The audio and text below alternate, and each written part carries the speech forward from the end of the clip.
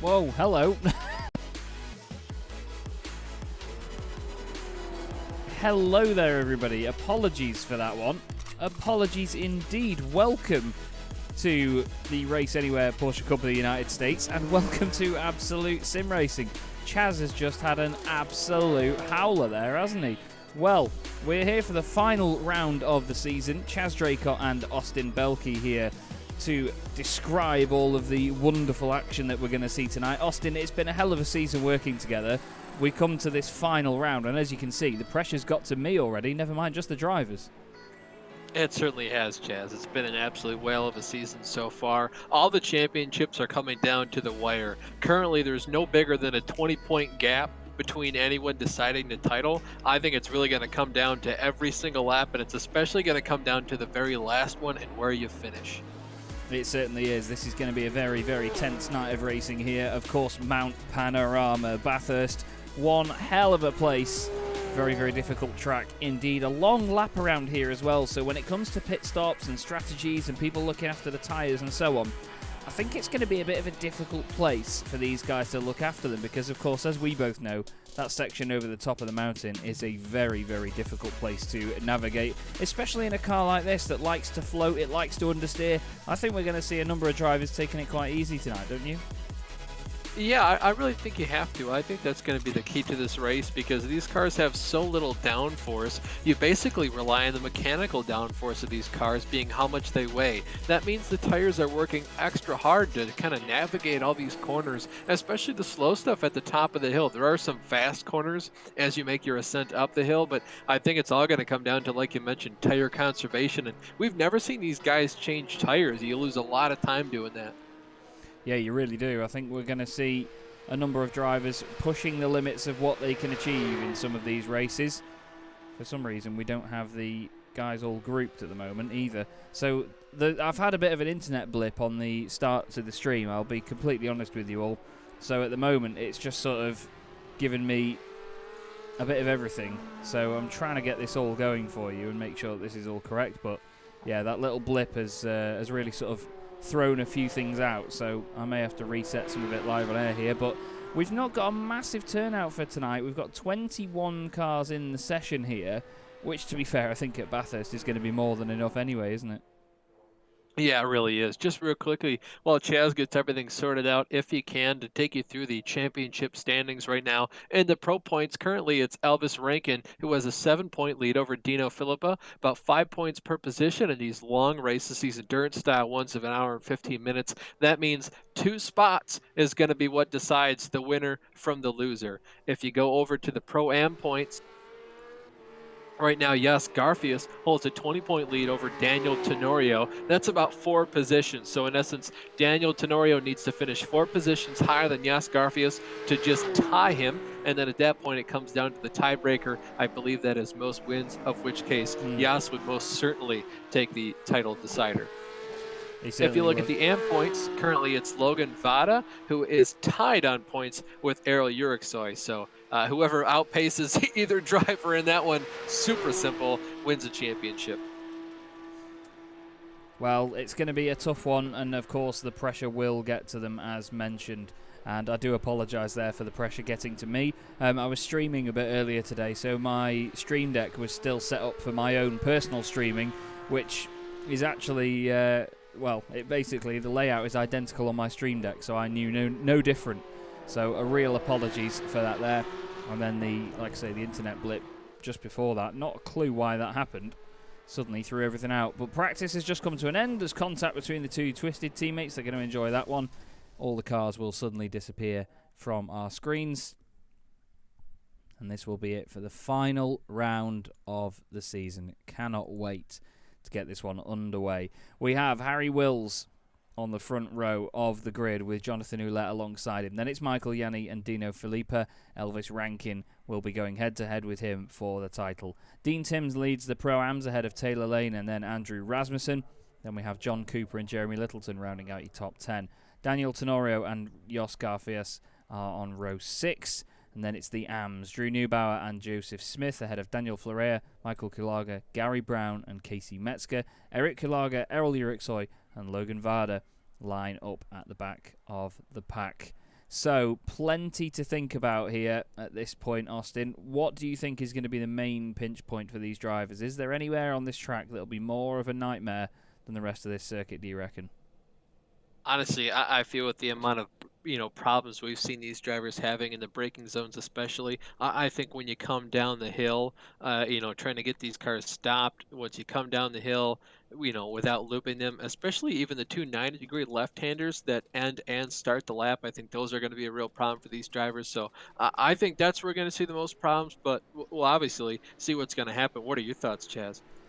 I think if there's going to be a moment, it'll be one driver trying to make a move at the top of the hill and then backing up the pack or even blocking the road. So we'll have to wait and see. Eric Kulaga and Michael Kulaga for Vulture Motorsports both jumping to the pits before this race gets underway. But we stick with Harry Wills and the number 95 Twisted Racing Machine, who will lead the entire pack away behind the beautiful Porsche pace car as well. Does a wonderful drift to the left-hand side very, very suddenly. But keep your eye on those two Apex cars and, of course, the Auris racing car of Dino Filippa. Those are the guys in for the title. Now look at Jonathan Ouellette really holding back there. He's in the Twisted Racing livery for this final round, it seems. And for the last time this season, we get underway in the Race Anywhere Porsche Cup of the United States. And the guys make their way into turn one, nice and tidy. Harry Wills leads them. Michael Yanni down the inside into second place. Jonathan Ouellette doesn't want to get in the way of that fight. Here come the Pro-Ams though, Austin. Yeah, Pro-Ams looks like Dean Timms is going to lead everyone down into turns 1 and 2, just barely beating out Taylor Lane to make sure that he's uncontested. You see Andrew Rasmussen go around the outside, barely up and over the curb, followed by John D. Cooper and Jeremy Littleton, as we now divert our attention back to the Amfield. We do indeed. Drew Neubauer leading them away. He's got Joseph Smith and Daniel Fleuret having a good old scrap behind. Daniel nearly goes into the back of Joseph. He does go into the back of Joseph. Gets held up. Casey Metzger goes around the outside and through he goes. At the very front of the field, though, they're just coming through the cutting now and around the long section of right-handers before they go over the crest of the hill and then power down towards McPhillamy Park. But look at this. The top three breaking away from Dino Filippa in fourth place already. That might not last too long, though, as we go through to the latter stages of the lap. But look at these guys here. Casey Metzger and Joseph Smith dropping down the order. We'll have to have a look at what's happened there. But look at this, mate. This is such a fantastic track to race around, especially in cars like this. Oh, kiss on the wall for Dino.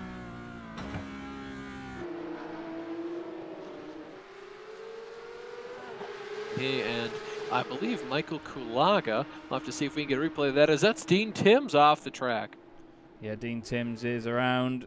Michael Kulaga has jumped out of the pits, I believe. But let's have a look at what happened to Casey Metzger. Side by side with Joseph Smith. Casey on the left, Joseph on the right. Oh, they just gradually magnetized towards each other on the way in. And that is big contact between those pair. Here's what happened to Dean Timms over the top of McPhillamy Park. Back end breaks away, and that's from the Pro-Am lead as well. And he's done a nice job to not let it come back onto the circuit there, to be fair to him. But still, he's a long way down now. Now, Michael Yanni leads this race overall. It's his teammate, though, Elvis Rankin, top of the championship standings at the moment, Austin. He has only a 7-point lead over Dino Filippa. As long as he finishes ahead of him or one position behind him, he should be good. Yeah, that's right, Chaz. 5 points per position means if he finishes one position behind Dino, at that point he still has a 2-point lead. If he's 2 points behind Dino, then he's at least 3 points back, so he'll lose the championship. And of course, any positions he finishes ahead of him, he's only going to pad his point lead. As we see a couple cars actually getting together at the bottom of the hill. Looks like Daniel Floria and Errol Uriksoy. Logan Vide is trying to avoid it all as well. Oh, my goodness me. Barely makes it through there. That was sketchy. Michael Kulaga almost stopped just before he made contact with the wall. Unfortunately, though, he's already got a lot of front-end damage to the left side of his front end, so very unfortunate for him. Errol Uriksoy, the original car going off track. Oh, big contact there. Oh, and he piles into the wall. And the 47 of Drew Neubauer went around as well. Then there was more contact behind. Gary Brown involved with Metzger. And I believe, was that Logan Vider? It was. Logan was turned around at the lead. Oh, and he gets clattered into there. Yeah, Steven Martinez, I think. No, Eric Kulaga, sorry. Wow, big damage for some of those guys. Further back, Harry Wills has been off the road and come back on. In the Pro-Ams, Taylor Lane leads the way for Fiercely Forward. And apologies, that's not showing class position, is it? There we go. I'm so sorry, everyone. Like I say, it kicks so many details out. There we go. Yeah, currently in the pits, a lot of drivers right now. Errol Uriksoy, Michael Kulaga, Daniel Floria, Joseph Smith, and Dean Timms, all those drivers in the pits. Looks like the races could be done. There's no fast repairs here, so you kind of got to get the car fixed and kind of hope for some problems from other drivers. We see a change in position for the overall lead between the Apex Racing teammates of Elvis Rankin and Michael Yanni. Yes, indeed. Yanni is going to play the Bottas now. He's going to be the rear gunner to Elvis Rankin. He wants his number one teammate to take the championship. He doesn't want to battle him too hard and take this away. Michael Yanni is a good 52. Sorry, no, my points are terrible. 46 I think it's 39 points. Oh, yeah, 46, yep. Yeah, 46 points off Elvis Rankin, so he knows Elvis has got this wrapped up as long as he can try and help him out. He's not going to do anything sort of untoward toward Dino Filippo, but at the end of the day, he's just going to try and race him, just give him a battle that Elvis needs to break away. Harry Wills still in 4th place ahead of Jonathan Ouellette, who is technically racing for Twisted Racing in this round. He's wearing their livery at least, which is good to see. And then for the lead in the AMS, actually, it's Casey Metzger with quite a lot of damage on that car, chasing down Gary Brown. Now, don't forget, this is sprint racing this evening. We've got a 20-minute race and then a feature race later on. So if Elvis can get some good points on the board here, then he's got 2 opportunities tonight to make sure that this championship is wrapped up. They get a maximum of 40 points from this first race and then 60 from the second race. So if Elvis gets these 40 points now, he'll feel a lot more relaxed into that final round, won't he? Yeah, he certainly will. Well, one driver very sideways, Harry Wills. What a save there. I've only seen a couple saves more impressive than that. I think there's somewhere a V8 supercar. He doesn't complete 360 there, but look at this slide, Chaz. Whoa, flipping heck, Harry. That is some...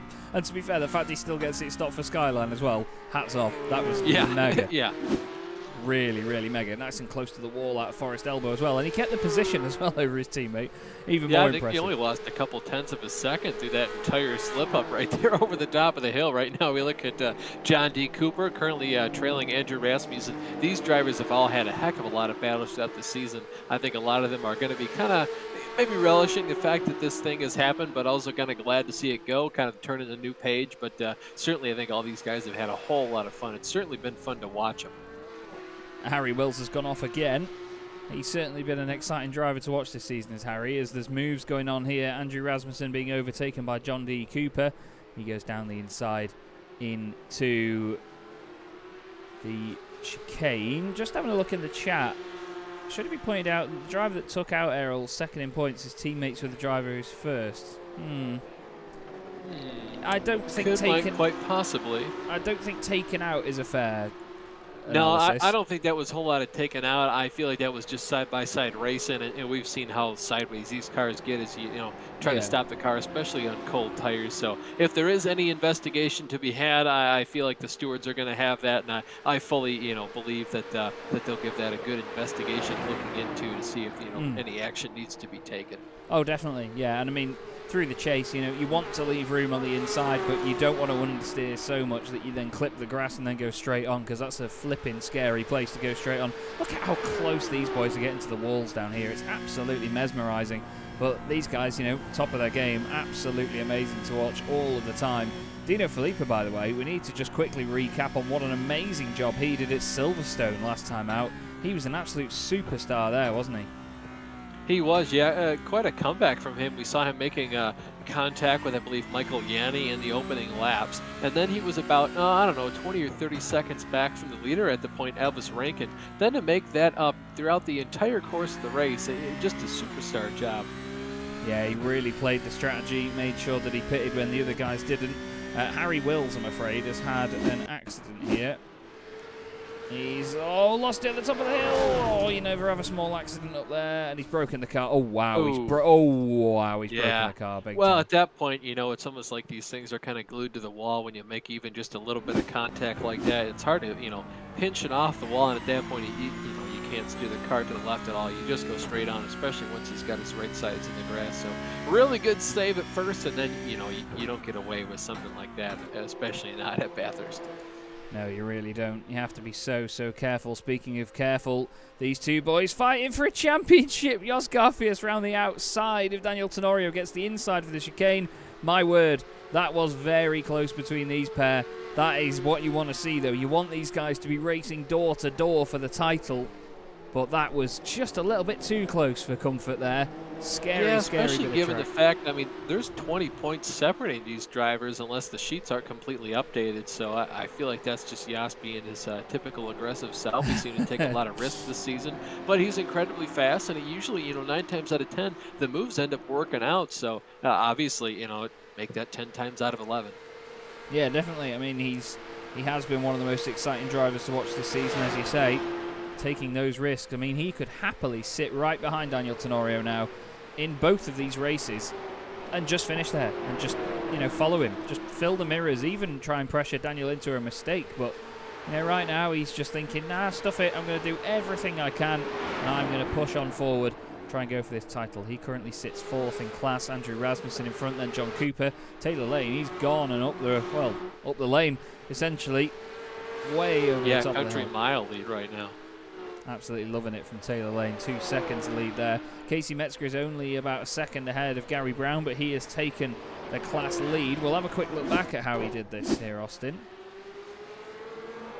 Yeah, I mean, just kind of outclassing his competition there. You see Gary Brown kind of pulled off to the inside. I feel like he knew that Casey was faster, and he just kind of pulled off to one side to let him go. But you don't see a whole lot of passes like that, especially up a hill, so definitely a lot of cooperation between both the drivers. And you mentioned that Casey's car was damaged, but I feel like Gary's car might be damaged even a little bit more. We saw him make pretty decent hard contact with another car, kind of T-boning action right there between all that, kerfluffle in the AM category. So I feel like Gary's car is just a little bit more hurt. Oh, that's Michael Yanni has gone off. Yanni with humongous damage. That's not good for the Apex boys. That car has had a hard hit into a barrier. I don't know if he made front end impact and then rear end impact. You see, obviously, he's got the front end damage. I don't know if those are both from the wall, or if maybe he got hit by Dino.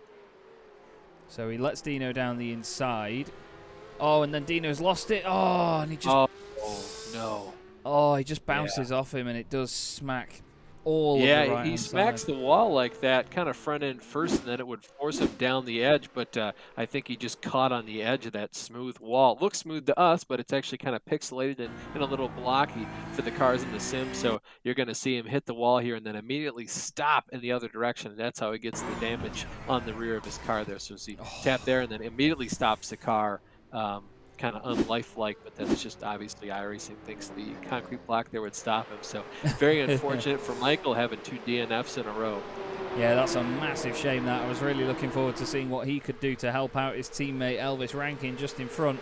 Now, though, it does give us a direct fight between Elvis Rankin and championship rival Dino Filippa. They just have to outpace each other now. Dino's the one with it all to do, though.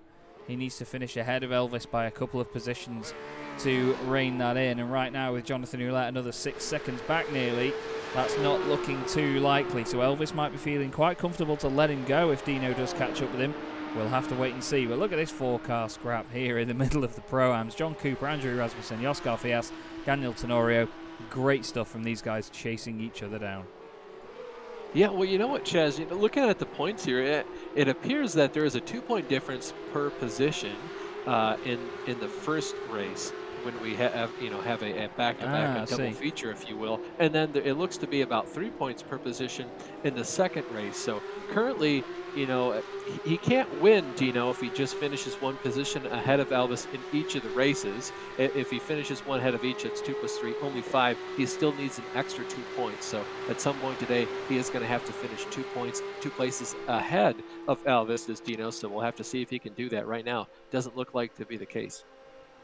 Look at Tenorio and Garfield still going at it. Garfield isn't letting him have a single inch of racetrack here. Tenorio is being absolutely tenacious Tenorio right now, and he's just not able to get anything done. John Cooper holding on well as well in the Turnburn Moto Machine, just in front of Andrew Rasmussen. Casey Metzger continues to lead the class in the AMS. Michael Kulaga has had a problem here though, Austin. I'm afraid he's not had the race to remember, has he?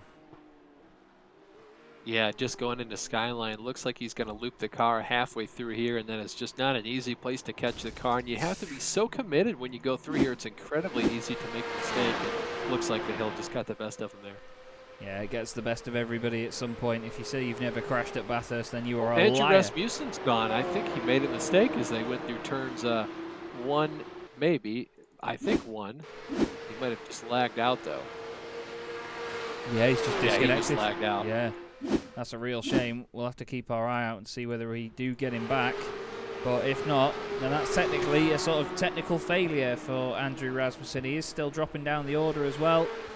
It is already. He'll drop on the order unless he's on the track. I think iRacing is going to give him about 30 or 40 seconds to see if he blips back into existence. Otherwise, at that point, it starts scoring him a lap down. So we'll see if he can blip back into existence. But look at these drivers, Yas and Daniel Tenorio, kind of just on top of one another. That is just how difficult it is to pass this track. And you can see them using up the entire width of the track, especially if we can get a chase camera on any of these drivers, Elvis Rankin especially. You can see there's just a couple millimeters from each of his wing plates to the sides of the wall. That's what these guys are dealing with.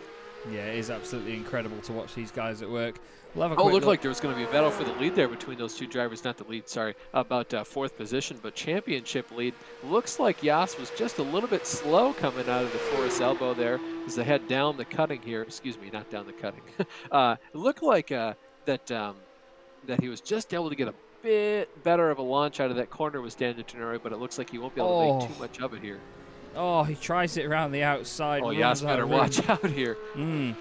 Oh, that was such a good try, though, from Daniel Tenorio, but he's lost a lot of ground now, and that's going to mean he's not in the slipstream next time they go down the chase, unless Jos Garfield gets held up.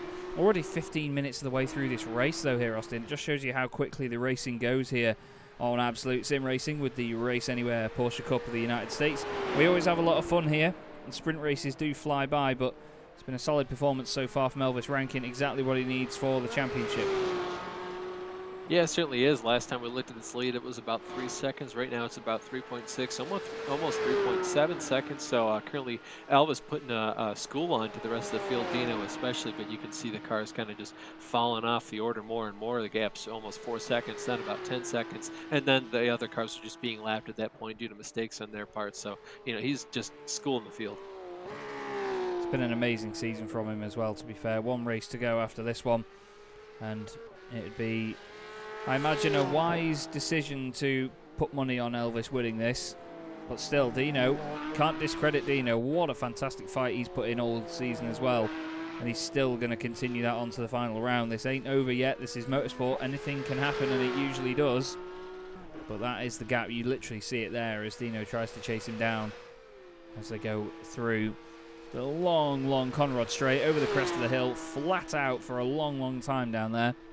What we will do is we will go on board with Dino when he goes into the sort of mountain section and show you the next part of the lap. We're going to quickly look at this because Drew Neubauer and Logan Varda and Eric Kulaga are close to each other on track now. Drew is starting to get moving a bit. Or he's gone deep, way too deep into the cutting, and he lets Logan through.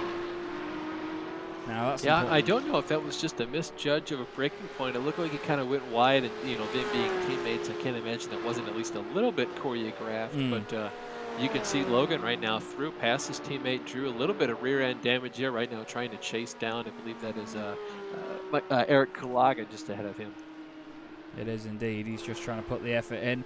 What we'll do, like I said, I did promise you, we'll go on board with Dino Filippo again, and we'll show you just how close they go to some of the walls through this mountain section. You really want to breathe in right now because this is going to be mighty close. We might even go, I'll tell you what, let's go for a chopper cam and see if we can avoid any of the trees here as he goes up the hill. Look at that, all the way over to the right, flicks it to the left, into the cutting, very close indeed. Once again, took it into the left-hand side. Don't do it too much, though, because you can easily get sort of sucked into that wall there where the camber changes. Look at that on the left-hand side. Wow, oh, wow. Over the crest of the hill. Unbelievable stuff. Great commitment by Dino Filippo. Down towards McPhillamy Park now, through the first of the two lefts. Over the crest of the hill. The car goes light. Let it turn in. Suddenly it bites and it grips. Through the left again. Big curb on the right. Don't let it unsettle the car too much. Over the crest. Onto the brakes. Chuck it to the right. Change down one gear. Then to the left. Change down another. Change down a third gear as you turn right. Flick it in early. as you jump down the dipper. Car goes light again, wait for it to grip on the exit. A quick left-right section close to the walls, then down to Forest Elbow. Wow, amazing shot there of Dino, and look at that, even on the exit of Forest Elbow, he's on it. Yeah, how about that commentary, too, taking us through every shift all the way up and down the hill from one wall to the other. Fantastic job there, Chaz. Thank you, mate. And how about the drive from these two drivers, Dino and Elvis? These guys are flying. Oh, they are absolutely on rails. I mean, the fact that Dino's going that quickly and Elvis has gapped him over the course of this lap by about 0.3 per sector is just unbelievable. Just shows you how quick these guys are. But right now, oh, that's John Cooper hitting the wall. Is Jos Garfield going to be able to catch up with him? Because that's going to have ruined his run and potentially damage the car. 1 lap to go.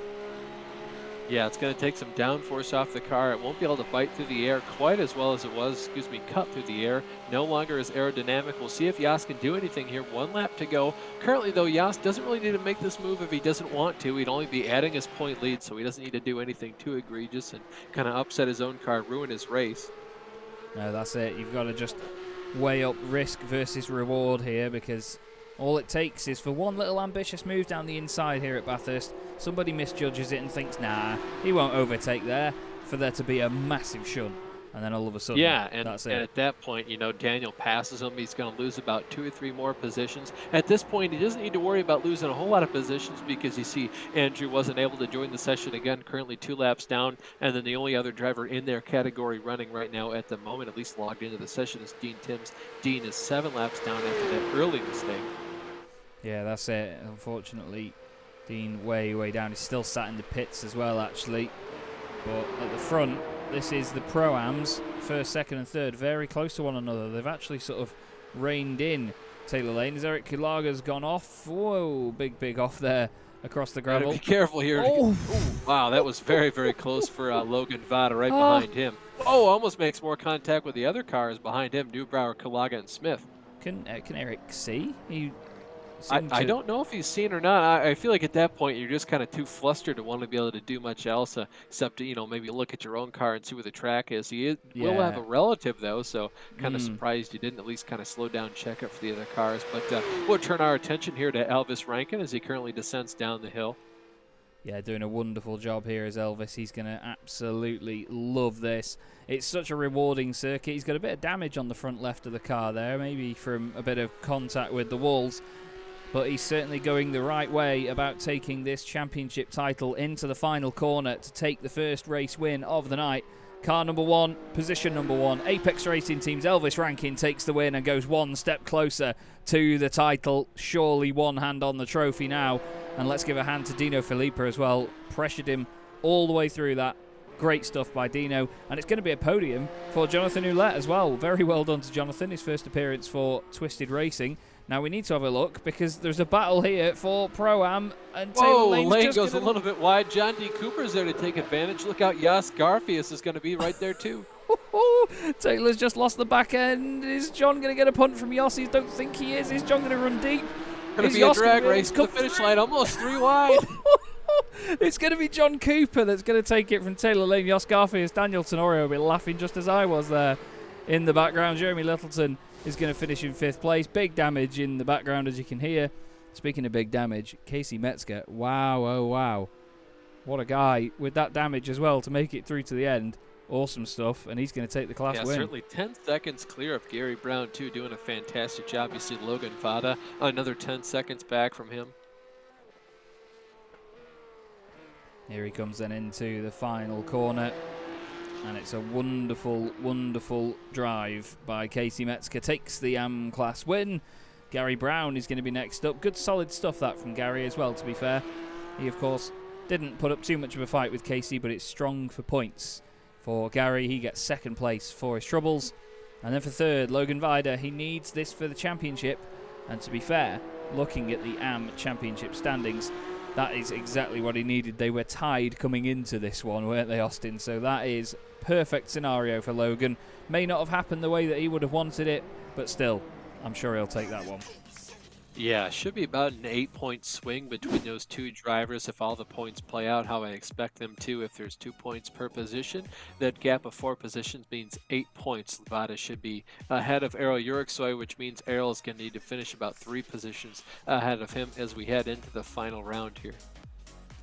Is indeed. We have got one more race left to go. What we'll do for you though, everybody, before we just take a quick break and get into the second session of the night, we'll run you through the results of said race. Elvis Rankin takes the win, one step closer to the championship, as mentioned. Dino Filippa 7.5 seconds back, with Jonathan Ouellette finishing in third place. And to be fair, to be less than 15 seconds off Elvis after a race like that, very well done to Jonathan Ouellette. That is solid stuff. Michael Yanni, unfortunately, 5 laps down after that big hit. There was nothing, absolutely nothing sort of untoward there from Dino, just an innocent mistake, and the two came together. Harry Wills also making a couple of mistakes and dropping down. Now, Austin, if you will, our Pro-Am class, very entertaining during that one. Of course, John D. Cooper comes home with the win in the Pro-Am category, followed by Taylor Lane. Yas Garfield rounds out your podium, followed by championship competitor Daniel Tenorio. Jeremy Littleton comes home in 5th, followed by Andrew Rasmussen in 6th, and Dean Timms will round out your 7-car field.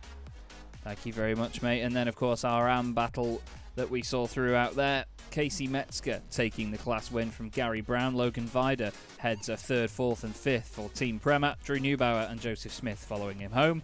Daniel Florea was 1 lap down. Eric Kulaga 2 laps down, with Errol Uriksoy, very importantly, classified 8th, 2 laps down there. Michael Kulaga had a bit of a nightmare in that one and eventually did not finish the race. So everybody, it's about that time where Austin and I just take a quick break for just a few minutes. We'll get into the next session for this evening, and we'll be right back with you for the final round of the Race Anywhere Porsche Cup of the United States. We'll see you in a few.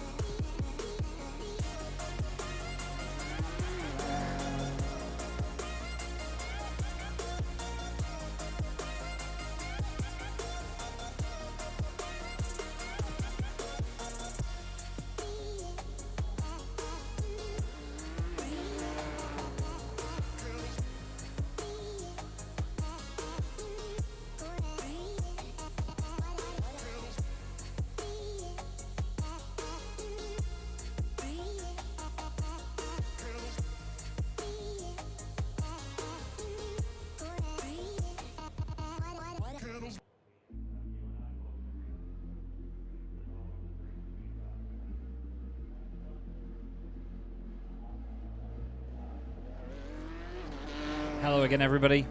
Chaz Draycott and Austin Belkey here on Absolute Sim Racing for the final race of Season 1 of the Porsche Cup of the United States. Austin, we have had a hell of a championship, like we were saying at the top of the broadcast, but that first race of the night was a real belter in itself. I think it's shaped things up really nicely for this last round of the entire championship, but a much longer race this time for these guys. Yeah, it certainly has. I'll tell you what it shook up the most, just the championship standings. We saw a lot of the points were quite tight. All these battles, the farthest one we had was 20 points. Every single one of them has grown. You look at the pro category, we came in, there was a 7-point lead. Now there's a 9-point lead, and it didn't even change directions. It's still Elvis Rankin ahead of Dino Filippa. You look at, the Pro-Am category, it was 20 points. Right now I believe it's 22 points. And then you look at the Am category, the battle between those two drivers was nothing. It was 0, not a zilch goose egg. Now I believe it's about 8 points. Yeah, that's it. And I mean, over the course of a season, these things can change a lot, but over the course of one race, these things can certainly change a lot, and that's exactly what we've had here, but it's right at crunch time now as well, so the drivers don't have as many chances to get this right, so they have to do it. They have to just crack on with it now and really push in this final race. I'm intrigued to see what some of these guys can manage. Practice is just going on at the moment. We have a few of them out there at the minute. Someone that's got some work to do is Errol Urixoy in that Am category, though, unfortunately. After that one, he is now 10 points back on Logan Vida. And with, it's, 3 points per position? He needs to be 4 positions ahead, and we have 8 Am drivers out there. So that is doable if Logan has a bad race. Yeah, it's doable. It's just not very likely, to be leading the championship at this point in the season. We talk about this the last race. We've had about 16 races so far, 10 different outings or 10 different tracks at least. For someone to just underperform that bad, it's not down to talent. It's usually down to something else out of their control to take them out. We've seen it happen before. I'm not saying it would happen again. I'm just saying it's a bit of a stretch for something like that to happen.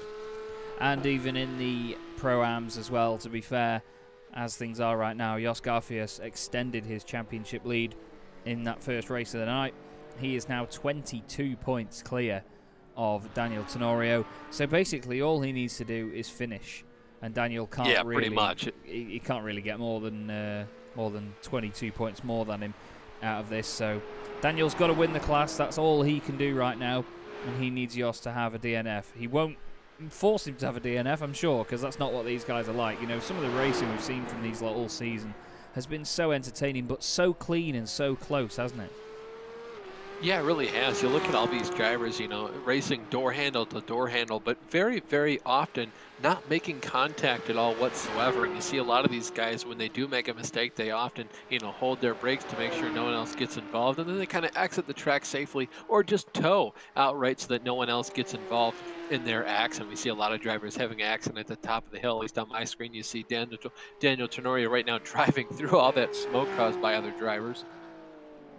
Yeah, a bit of a 007 smoke screen going on at certain points of the circuit, but that's the thing with Bathurst. It's one of those circuits where you can get halfway around it. All of a sudden, there's cars off around the following corner, and that's it. There was actually a really, really cool description of Bathurst by the Nürburgring 24-hour winner, Kevin Estra. He claimed that half of the track is the Nordschleife, half of it is Macau. And to be fair, I don't think I've heard a better analogy for this place other than that. No, I think he really hit the nail on the head perfectly with that one. You look at the second half of the track, and it's just constant changing through very, very tight corners where there's walls on both sides of the track. There's very little runoff room, and then you come down here to the first half of the course. It's basically a couple right angles, Yeah, that's it. I mean, on a map, it looks so simple, doesn't it, Bathurst? You see it, and you think, well, it's just a rectangle with a bit that's sort of been bashed in the head slightly. It's just got a bit like of a broccoli wiggle. or something. Yeah, it does look like broccoli. It's like a sort of broccoli that's had one of the ends chopped off a little bit. But yeah, it is a very, very odd shape, to be fair. It is Bathurst. I mean, the chase is one hell of a piece of circuit, to be fair. And again, it's one of those bits of a track that on a map it just looks like, oh look, you go over to the right a bit, you slow down for a chicane, but it's when you see the scale of the place and how long this straight is now, the Conrod Straight, where Gary Brown is currently putting his foot through the bulkhead of this Porsche. It's just such an amazing place. It really is. It's one of those real sort of golden circuits on the international calendar. You know, you have your Daytonas, you've got your Le Mans, you've got Nürburgring, and now obviously you've got Bathurst as well. It's one of the real star highlights of international motorsport. Yeah, it's one of those things you can watch on TV, especially outside of the car, and you go, wow, that looks really exciting how they just cut all the way up and down through the mountain. But you don't really get that sense of speed until you ride along with these drivers lap after lap, or try it for yourself in a video game or a motorsport simulator like iRacing, and then you truly have a real, identifier for what it's like to go around here for 12 hours sometimes, like these guys doing the Bathurst 1000, or even the 12 hours of Bathurst. Well, that's it. I mean, to be fair, the 12 hours of Bathurst on iRacing coming up in the next week or so as well. So that's an event right round the corner. Many a team will be out for that one. It's an amazing place to be. And to be fair, if you want to see a fast lap in the sim around here, go back and watch Max Verstappen's pole lap from last year's Bathurst 12 hour. You will be holding your breath. Quick run through the grid, though. Michael Yanni on pole position with Jonathan Ouellette alongside him. Dino Filippi and Elvis Rankin fighting for the title from row 2. Harry Wills and Andrew Rasmussen on row 3. Andrew heading up the Pro-Ams. Then it's Jeremy Littleton and Daniel Tenorio. Jos Garfield and Taylor Lane round out your 10. Behind them, John Cooper and Dean Timms. Then it's all of our AMs. Errol Urixoy starts at the front. That's important for him. Daniel Florea is second ahead of Joseph Smith and Drew Neubauer. Then it's Logan Vida, Gary Brown, Eric Kalaga, and Casey Metzger, with Eric Kalaga at the back of the pack. Now, Chaz, as we look at the starting order for this field right here, this is an inversion of how these drivers finished the last race. So it is no longer a pure championship points inversion. It's how we finished the last race. That's why you see drivers like, Elvis Rankin lining up last in his category. That's why you see Errol Urixoy starting first in his category. It's because he was the first driver out of competition in our earlier sprint race. Right now, for this last and final 45-minute sprint race, we see an inversion of those results. And for some drivers, it plays out really well. Right now, you look at Dino Filippi. He's currently scored one place ahead of Elvis. Not as many as he needs to be to win the championship, but you look at someone like, Errol Urixoy. He's much further up the grid than his competitor for the championship, Logan Vida. So playing into his hands perfectly, but I'm sure he would have much rather finished the last race and then finish this race again. But enough talk. We'll go ahead and get to the race. We will indeed. For the final time this season, we are going to start a wonderful race here in the Race Anywhere Porsche Cup of the United States. I realised as well that I said the last one was the final race. I apologise. I'm not going to use that audio clip. But here we go, everybody. Last time this season here on Absolute Sim Racing. Michael Yanni leads us down to turn 1 at Bathurst, and we are underway in racing. Dino Filippi is going to go down the inside of Jonathan Ouellette. No fighting there. Dino needs to crack on with it now and hope that Elvis gets held up behind Jonathan. Well, oh well. Andrew Rasmussen is going to lead away the Pro-Ams, though, Austin. Yeah, he's going to currently make them wait for a really long time, taking advantage of that pole position. Going to lead them down into turn 1, though, uncontested. Jeremy Littleton going to hang around on his inside, barely leaves him enough space to get one car. You look at John D. Cooper on the left. He's another driver in this field, obviously starting from the pits right now. Going to roll off at the tail end of this field before we go and look at the AM drivers. And here they are, fanning into single file. Errol Urixoy is a man that needs to get on with it. Logan Vida is in the middle of the pack. He's got his teammate in front of him and a teammate Dino behind Filippi him. Manually disconnected. He's gone. No. He must have made an accident up the hills. You see Taylor Lane goes very wide. I think he made contact with the hill right there. I think Dino is disconnected. I think Dino's He's disconnected, but I don't know if it was internet or if he made some kind of error and left the session. I can't see that he's had an accident or a crash or anything. Let us have a quick look then at Elvis Rankin going past Dino for P2. Oh, yeah. Yeah, he has. Look. He smashed it into the top of the cutting. That's it. Championship over. Oh, yeah. Yep. Right into the cutting on the right-hand side. That's it. He's done. Yeah, he stopped. Yep. Unbelievable scenes then. All it takes is a couple of corners. Oh, no, big. Rasmussen into the wall. Jos Garfield barely avoids him. There's more contact behind him. I believe that was Jeremy Littleton also into Andrew. Jos Garfield and Daniel Tenorio were the top two to get through that and now lead the class. These two fight for the championship. Oh, contact between those two drivers as they head down the hill. Yeah, a little bit of a push there as Daniel wants to get on with this. He's thinking, right, Jos, come on, crack on, mate. Errol Urixoy leads the AMs from Daniel Fleuret, Joseph Smith. Joseph Smith? No, he's not Spanish. Joseph Smith. Logan Vida is in 4th position. Then again, is Joseph a Spanish name? I don't know. Casey Metzger's had a problem. I think it was him that was involved in that one. But Michael Yanni and Elvis Rankin, 1st and 2nd in this race. That is an unbelievable turning point, though. Dino Filippo getting overtaken. We'll have to have a look back at that one. Oh, yeah. The wreck with Casey Metzger is a heartbreaker. Oh, Dino, mate. I honestly, that's a straight Alt F4, that is, for Dino. Yeah, that is, yeah. Look at this accident, though, that had by Casey Metzger heading up the hill. Just as he crested, he saved the car. Fantastic job. Then he gets bumped by the car behind him. He did a fantastic job to save that car. I've never seen a car get so sideways and then saved without leaving the pavement. He did a masterclass of a job saving that car. Then just contact from behind. I think that was Gary Brown making a little bit of contact with him. And obviously unintentionally, and he didn't expect for him to be going that much slower and have to check up that much. But you look at the front of field, right now it's Michael Yanni ahead of his Apex Racing teammate, Elvis Rankin. These two guys probably going to pull away from the rest of the pack, and I don't see that there's any reason Michael would need to pass or get passed by Elvis. I think Elvis kind of just taking his time, knowing that his championship competitor out of the race. But you look at those two drivers and how far they went to the right there, right next to that wall. I don't think you're leaving anything else out of the track. No, they're certainly not taking it easy, are they? They're just pushing now. They're like, right, we've got this in the bag. Let's just get a few laps under our belts, open up that gap, and then we can have a comfortable second half of the race. We're only 3.5 minutes in, but I think, to be fair, with the sort of end of the season that Michael Yanni's had, I think Elvis is just being a very, very kind gentleman right now, and he's going to let Michael take this race win. I mean, I'm saying that less than 4 minutes into a 45-minute race, but you get what I mean. Oh, Taylor Lane's off at the exit of McPhillamy Park. He needs to be careful with the rejoin. Let's have a look what happened here, Austin. Oh, we're going to go ahead and go for a 3-point turn there. Yeah, it just gets a little bit crossed up, just like Casey did. Unfortunately, left his foot on the loud pedal a little bit too much longer than Casey did. Loops the car. Fortunately for him, no damage as a 3-point turn. As we see another driver, Harry Wills, off in our pro category. Yeah, Taylor Lane's had another problem as well, actually, after that. Harry Wills having a big old moment. He's going to hit that curb. It bounces the car. Wow! I hope he wasn't on a direct drive wheel there, because people do say that, you know, when you crash on a direct drive wheel, it can really, really hurt your wrists, and it's quite even dangerous. Yeah, you break a hand like that if you're not careful. Just take your finger with it. That was a big hit to the curb there, and then a huge impact to the wall. Yeah, it was the way it rocked one way, then the other, wasn't it? It just spat him around so quickly. And that is that. I'm going to have a quick look back at what happened to Taylor Lane as well, because he did go off again. I feel like this is just him completing his 3-point turn. Didn't want to take I think the car's skyline right here. Kind of just takes the off track and just lives with it. I think the car's pretty broken for Taylor there. I think maybe it looked like he had some right front damage. I didn't think he hit the wall too hard, but certainly may have as he spun the car around.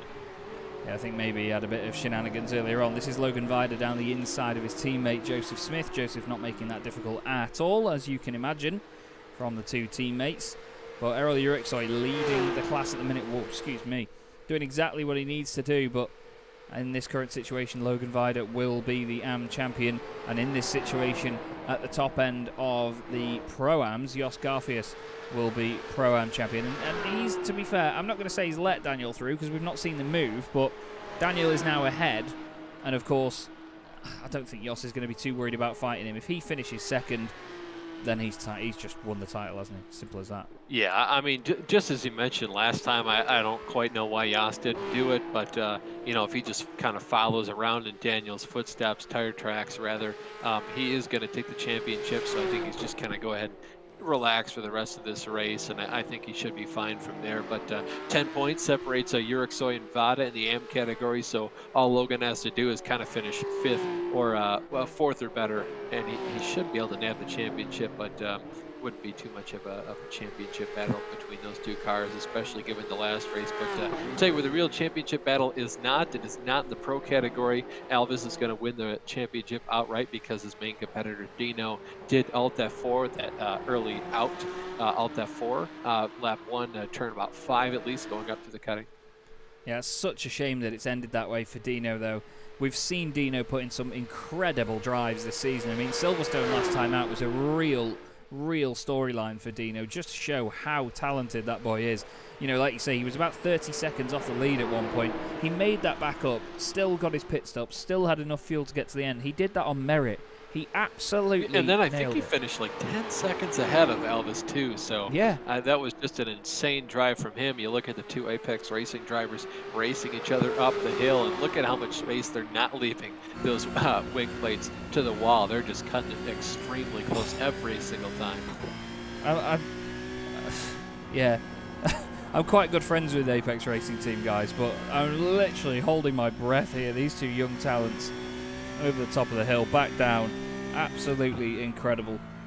Absolutely incredible. Through Skyline. Look how much the wheel is moving around as well. You know, there's so much force going through that wheel, but these guys have just got it on such a fine balance.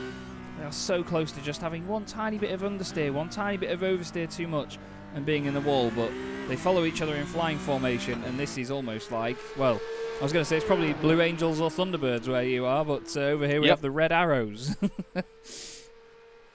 Yeah, definitely like the Blue Angels just kind of locked in, hip and tail formation. These guys doing a fantastic job all the way up and down the hill. Look at Logan Vada, though, currently trying to chase down the driver just ahead of him, going to be Daniel Floria. Kind of been catching him and looking at this battle for the last couple laps here, and he's been slowly lurching forward and forward on Daniel right now. Not quite able to make much of it, but I think just kind of nursing his car around. Look at the speed, though, that Daniel took through there. Yeah, kind of figured that would work. He's got to go very wide there to avoid that. The two Premet cars going around there. Daniel says, I can try to nurse this car back around, but I don't think that car's going to have much of it than just how much damage he received from the wall. Yeah, Daniel went straight on there. John Cooper also had a problem. It's just John Cooper apologizing over the driver all teams chat as we see Daniel Floria make hard impact to the wall at the left-hand side of his car before we go ahead and see what John did. Oh, he reverses back out onto the track. Oh. Ooh. Scary right by his elbow before you make the descent down the hill. That is not a place you want to have to check up for a driver. I'm just listening because, oh God, these cars sound good. It's just an amazing noise from that 4-litre flat 6 in the back of the Porsche. Some good fighting going on. Daniel Florea coming in because of damage. Gary Brown going down the inside of Drew Neubauer. Thank you very much, he says. Down the inside into the final corner. Nearly 10 minutes in to this race so far. And, well, the storyline seems quite set in most cases, but Tenorio and Garfield still sort of together. 2 seconds between the two of them, but that's about it. I mean, it's not a massive gap. You look at the rest of the field, and Yas can lose. You know, he can practically just kind of let every driver on the lead lap pass him right now. I feel like John. Whoa, hard contact. Oh, Yas is his race. Yeah, Yas is absolutely. Well, I mean, we said he has to finish. He has to at least score some points. He has to at least score some points. I feel like we've seen Rasmussen and Taylor Lane both disconnected. So the worst he can finish right now is 5th. I think that'll be okay, won't it? I think. Yeah, you look at the championship standings between the two, there should be about 22 points between those drivers. So I feel like even if we had the largest turnout we've had all season from this category, he'd still be okay. But man, yeah, there's just no reason to push right through there, especially when he's gapping the rest of the field and pretty much guaranteed for a podium as long as he kept the car in one piece. That's how easy it's done at Bathurst, though, isn't it? That just I mean, you. He barely clipped the inside wall there with the right side of his car, forced him back off into the left wall, and it was just on from there. Hard front impact damage from that blue Porsche. I'm amazed that thing's still going. As my favourite commentator of all time, Charlie Cox, would say, you couldn't kill that thing with a stick. It's absolutely brilliant. Still pushing it around. And he's not even doing it at, like, creeping pace either. He's still pushing it. Yeah, I will say, though, he and Daniel Floria, just to give you guys an update at home about his scenario, they both have meatball flags, so I feel like this is going to go ahead and sideline Yas for at least a good couple laps here, but we'll see if he can get that car back out of there. The Mexican driver showing just how much pace he wants to have and how there's no, give up in the fight for his championship hopes, but I feel like he can just park it and win the championship. But Daniel Tenorio kind of uncontested right here, the only other driver on track in the same category as Dean Timms, and you can already see the kind of gap he's put on Dean. Yeah, I think right now for Garfield, you can't take that risk, can you? You get the car repaired and you get straight back out there, and you just push on Yeah, until I the think you end. have to. Yeah, there's not much else you can do. I will say, luckily for Yas, John Cooper has also disconnected, so that's another driver he will not be passed by. So I believe everyone else in his category has left the session. So as long as they don't rejoin and start putting in some more laps, he will finish in at least the third position. So pretty good Mm. outing, podium finish. Yeah, despite that massive accident.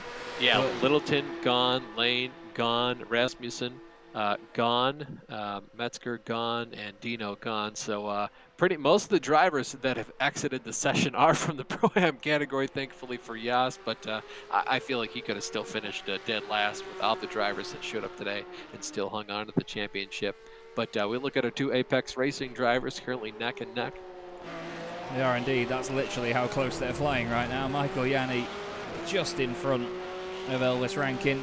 But these two, while they are close together, this is not a fight for position. This is not two guys putting pressure on each other. This is two teammates, two good friends, slugging it out on the track and just enjoying driving around this circuit on their way to the title. Or at least Elvis is on his way to the title. No offense, Michael, but yeah, Michael, to be fair, very, very deserving right now of a win. Super deserving. I mean, all season long, unless there wasn't any kind of trouble that was brought upon by himself, we've seen Michael finish fantastically and drive superbly all season long. At Road Atlanta, he had some very, very unfortunate errors happen, not on his own doing. And then we saw last time out in Silverstone, he made hard impact with the outside wall after making contact with Dino when they went 3 wide, and there just wasn't a whole lot of space for 3 wide. And so I feel like a lot of the misfortune for him hasn't been of his own doing. I feel like right now these two guys should be slugging it out for the championship, but we've been kind of robbed of that, just how the scenarios have played out. Yeah, definitely. I think it's just part of how motorsport is sometimes, isn't it? It can be very fickle, and you can have drivers that are really deserving of being up there in a title fight, but then it's just how the cookie crumbles, isn't it? A lot of it. And you have to be in it to win it, and if you are getting these DNFs and having poor results, then unfortunately it's not going to continue to come your way. But just watching these guys have such a great time around the circuit, it's amazing fun, isn't it? Yeah, it certainly is. It's a real thrill, especially driving on this course when you have the car on the absolute edge of grip, and you'll see these guys do that lap in and lap out. And of course, one mistake from either of them, and exactly what happened to Yas Garfield happens to both of these drivers. Whoever makes a mistake first, one slight error, and your car is pretty much totaled. Yeah, that's it. You can't push the limits too much. You have to be careful. And these guys have got it on that very, very fine balance, and they're doing a really solid job of it as well. So I look forward to seeing, of course, if we get forward to another season of this, just how these guys get on, see if anybody steps up to the plate other than Dino to come and challenge them, because they certainly they require a good challenge, these Apex boys. Certainly rapid lads, but nevertheless still exciting. And that's one of the main things, isn't it? I mean, you do get drivers that are fast, but they're so predictable that they're sometimes not exciting to watch, but the way these boys chuck a car around is exciting to watch. Yeah, I feel like because this car choice, was made especially with how unpredictable these cars can be, it makes it even more exciting because, you put all these guys in a different, more predictable car, and these guys just win by 10 seconds every single race. When you kind of add that extra level of the car unpredictability, you get such the fantastic season we've had. And fortunately for us, we've seen a tight championship battle all the way up and down through all of these fields. We say the pro battle probably would have been, decided by 10 seconds, but that's only between these 3 drivers. You get outside of those guys, it's 10 seconds back to the next grouping, being the Pro-Am. Then you see it another couple seconds over the course of an entire hour and 15-minute race back to the AM category. You see all these tight little battles. Yeah, that's it. I mean, part of multi-class racing that makes it so enjoyable is the fact that we do have these different battles per class for these guys to enjoy. They all enjoy racing people of their own pace as well, and it means that we don't have just one overall race that's being won or lost. and it's not just sort of a complete walkover. You know, there's always something going on. We say that though, but I mean, I said that literally right now. But the two cars that are closest together on track are our race leaders, unfortunately. But that's just the nature of the beast here at Bathurst in this longer race. Just over 16, well, just under 17 minutes through so far. Car in the wall is Dean Timms. Another Pro-Am, so that's going to help. Hard impact from Dean Timms. I mean, you say that's going to help Yas. He still kept that, one lap of a gap deficit. But, I mean, he didn't really even need for any of these cars to DNF behind him. Hard impact, though, from Dean. That car is pretty much destroyed. Yeah, indeed. Quite a lot of damage, No to be fair. meatball yet, though, luckily for him. So he can keep that car going as long as it's, semi-handling. He can keep that car out on track. Of note, Daniel Florea, his meatball is gone. And like we just mentioned, Garfield was able to keep that car only one lap down. Just recently gone up to 2 laps down, but both those drivers no longer have the meatball flag, so they can make it back out on track as soon as their optional repairs are done if they choose to take them. Yeah, that's it. And in comes Dean. He's not going to be too chuffed to have to take that, but at the end of the day, you can get the car fixed, get back out there, and still get a result, get some points on the board. You never know how it can help in the championship. We have actually still got, he's very under the radar, but Jonathan Ouellette is still out there, 3rd place at the moment. He's had quite a good night, to be honest, hasn't he? I mean, he got a podium he really in the has. first race. Yeah, I mean, this is what we're used to seeing out of Jonathan when he can put a race together. He has a very, very fast, very clean, very consistent race all to himself, and he's just been doing a whale of a job right now. No incident points, not a scratch on that car, which for Bathurst, quite an accomplishment. You say, well, he's 11 seconds down from the 2 leaders, but I mean, they are absolute Goliaths in this battle right now. And you put Jonathan up against anyone else in the competition, apart from maybe Dino Filippa, who again should be right with his top 2 guys, but unfortunately for Dino, he made a slight mistake early in the race, and Jonathan pulls away from everybody else. So kind of just in a class of his own. They really need a Pro-Am category for Jonathan and Harry, and that's where I think they would live the happiest and just kind of have their own best battles between them. Yeah, definitely. And, Jonathan has been a real stalwart of this championship and, of course, the Race Anywhere World Series as well, which we see him in. He's been very, very quick in that. He had a nightmare at Watkins Glen, though, unfortunately, getting taken out by lap traffic. But, yeah, he's certainly been putting in the effort here on Absolute Sim Racing. And, of course, in the series organised by the guys at World Series Leagues. Hats off to them as well, because they have really, really provided you and I and our other commentators and broadcasters on the channel with a lot of entertainment over the last few months. And it looks like that's set to continue as well, which would be great because, I mean, despite the time difference, I mean, it's 2:30 in the morning here. I've certainly enjoyed broadcasting this. It's been brilliant.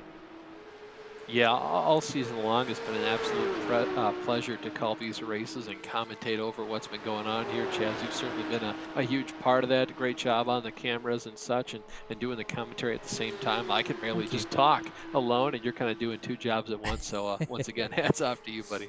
Thank you very much, and you too, mate. It's been a hell of a lot of fun. We've still got a good 25 minutes left to go yet, but even then, I mean, that first 20 minutes has gone so quickly. Look at Michael there getting close to that wall. Oh, my Lord.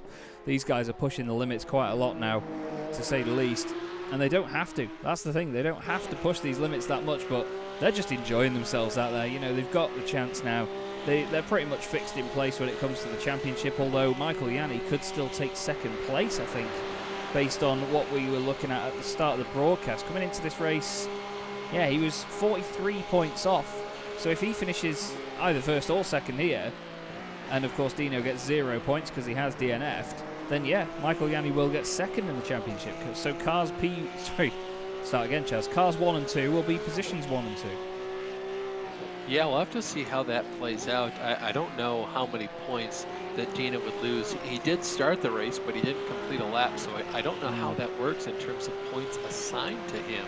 But certainly if he doesn't gain any points today, then it would certainly be a Car 1, P1, Car 2, P2 over on the championship standings. So we'll have to see if that plays into anything. And of course, Dino could come in, with 2 laps to go in the session, complete a lap, so he does score at least the bare minimum amount of points, which should be about 51 or so, maybe 48 at a bare minimum, and then he would lock up P2 in the championship standings. But currently, we will have to assume that he won't because he isn't in session. I am just asking in the chat, to be fair. We do have communication with the league organisers in Discord, so I've just asked Harry if they do. Now it says they must finish 50% of the race distance. So yeah, Dino will get 0. He pretty much need to join right now to complete the lap. So if the race does finish how it is, Dino will score no points for today. And that'll mean that Michael Yanni will get second in the championship. So these guys certainly been working hard on this, and I mean, Elvis is being a real gentleman right now in staying in second place. You know, he could just slipstream past Michael down one of the straights, but he's not doing that. He's playing the team game, and at the end of the day, this is the sort of camaraderie you need between teammates in not just esports, but motorsport as well. And it just shows how mature these drivers are for their age as well. I think Elvis is, well, he's a very, very young lad, but I mean, the speed that he's got is absolutely undeniable.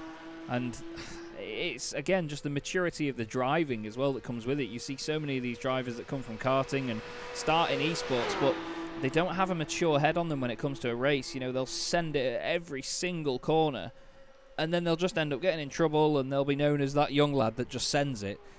These guys are not like that whatsoever. You know, they're driving like they've been doing this for 15, 20 years.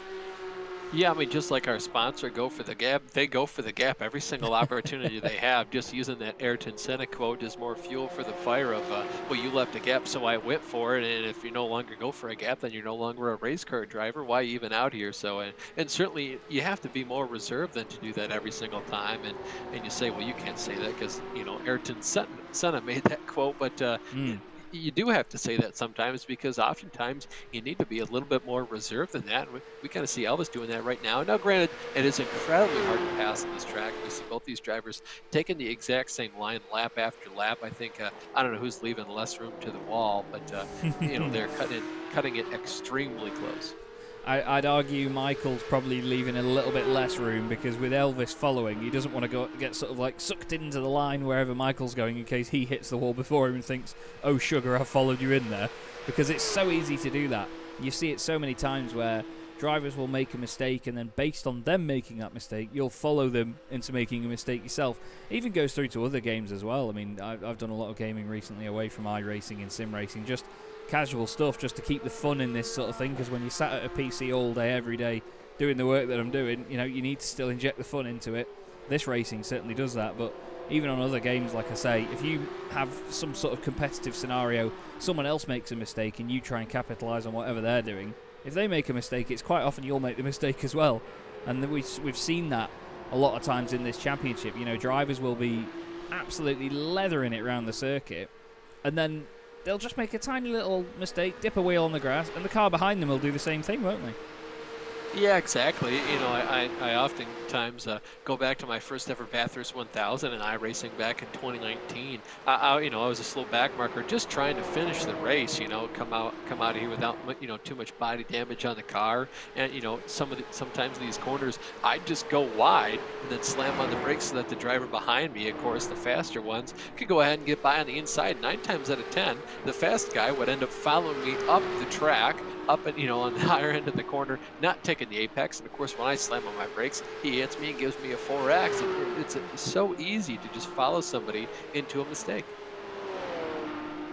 Yeah, that's it. I mean, when you are following other drivers, I mean, I think we spoke about this earlier in the season, but I am much better off following a driver than trying to set pace on my own. You know, I'm so horrendously inconsistent on iRacing. You know, it's painful to watch.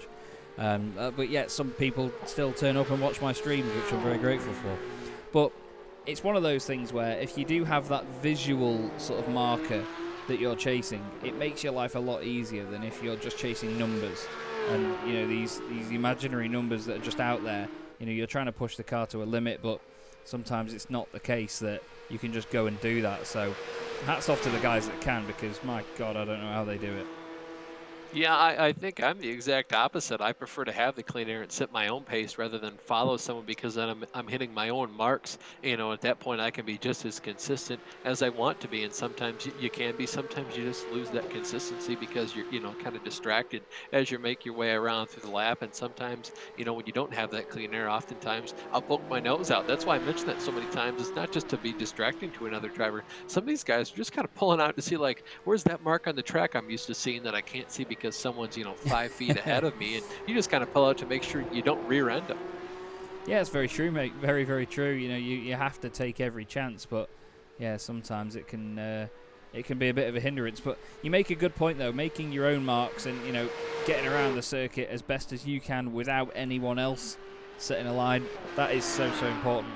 Someone that's doing that right now is Daniel Tenorio. If we show you this, if you all bear with me 2 seconds, I will show you how this all looks overall. So this is the overall positions on track of how it is right now. Tenorio is literally the only Pro-Am car essentially in formation.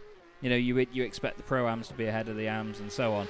But no, right now Tenorio is 4th and he's the only Pro-Am ahead of that massive. Well, he's the only Pro-Am driver that hasn't made a huge mistake so far. You've seen everyone else, including championship leader Garfield, make a mistake or two along this race and kind of damage their car. Daniel's the only person that hasn't done that in his category right now. That's why you see him running so well. And you see the other AM drivers, Yerk, Soivada, Brown, Newbar, Kalaga, they're kind of all up there in that mix as well, running, out of class position, if you will, as if everyone had kind of come out here and finished how they should have based on their, categorizing. Just looking here at some of the times. I mean, listen to Daniel Tenorio. He's literally just chilling. Like, he's short shifting this. He's just enjoying the. He's just out here having a Tuesday night drive right here in the Americas. At least about 9:42 in the evening for you though, Chaz. It is the morning. Yeah. 2 o'clock, almost 3. Yeah, 20 to 3 in the morning right now, but. I almost said a Sunday drive, and then I almost said, well, it's technically Wednesday here, so it's quite an interesting one. It's Wednesday where I am, but Tuesday where you are. Daniel's got to decide which day, although he's in the United States, of course, so it is still a Tuesday night drive for Daniel. That took way too long to explain. But he's having one for sure right now. I mean, he's just having a good time out there, much the same as Jonathan Ouellette, currently 16 seconds off the battle for the lead in his category. But look, if both those Apex Racing drivers have an off for getting to the wall, it's Jonathan's race to lose at this point. He's just been gapping the rest of the field, back behind him, so it could be an easy win for him. All it takes is Michael Yanni to make just the simplest, smallest of mistakes, hit the wall, and then collect his teammate Elvis right behind him because those two drivers way too close for comfort. If anything happens to the front one, it's certainly going to happen to the back one, and then it's Jonathan's race to lose. And look at Dan Tenorio riding along with him right now, and it's kind of just his race to lose too. No one else in his category is even on his same lap. That's very, very true. I mean, he is really chilling. I'm wondering whether he could. I don't know. I'm thinking, does he have a chance to? No, they have to pit, don't they? Yeah, I think they do have to pit, but honestly, I mean, if he wants to play that strategy game and not pit, he's certainly got the opportunity to do it at this point right now. If he keeps, lapping the way he has and builds a larger gap to Dean, he could practically afford to run out of fuel, tow back to pit road, get more fuel, and continue on with his race.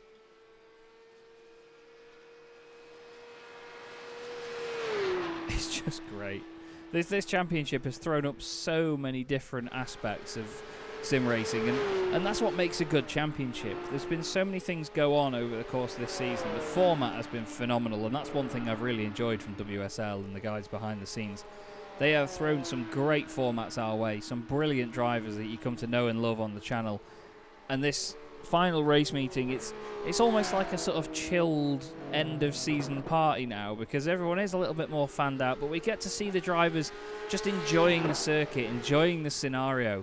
This is, I imagine, how they want it all to end. Of course, some of them will be a bit disappointed not to take the title after being on the brink coming into the final meeting, but they are just appreciative of what we've got right now, and that's a great motor race going on. Yeah, kind of just thankful for what you've had all season long. A fantastic track layout, season layout for these guys, and where the season has taken us so far. You know, from the Nürburgring to Monza and having Silverstone as the last round, and then to finish it all here at Bathurst. What a fantastic job! I didn't think Bathurst was going to give us too good opportunity to battle for a championship, but you know, you look at how everything's played out, and this has been phenomenal. We still have these two guys absolutely together, though, for the overall race lead. Michael Yanni and Elvis Rankin have now completed over half an hour of this race, and I'm sure they'll have to pit pretty soon, to be fair. They obviously haven't had to push as hard as you'd have expected because there's not been as much of a challenge from behind. However, they still have been putting in some pretty impressive lap times, it has to be said. Yep. And this is where it gets interesting, too, because if any of these lap cars make a single mistake, then it goes ahead and takes out the leaders right here. So I'd be too surprised to see Elvis Rankin kind of give Michael a little bit of a gap right here, just in case he has to check up for a lap down car and not take advantage of any mistakes from a lap down car or from his teammate Michael, but just kind of make sure he's not involved, if anything, if there is a slip up from any of these competitors.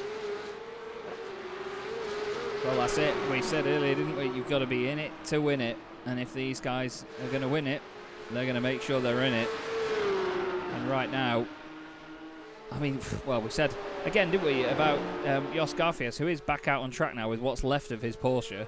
It's just about getting to the finish, get to the flag, score some points. Oh, he's clearly not having the best of times with that car still, but no, that car is definitely damaged right now. It's a complete handful. Lost a lot of downforce, and I'm not even sure the suspension is perfectly true right now. no, It's probably got a little bit of a cocked wheel coming around these corners, and having such a something such a simple as a wheel, maybe turn 5, 10, 15 degrees off to one way or the other, really just messes with you on a spiritual level as you kind of make your way around this track where usually, muscle memory says the wheel right now will be straight or about, 45 degrees one way or the other, and it just isn't.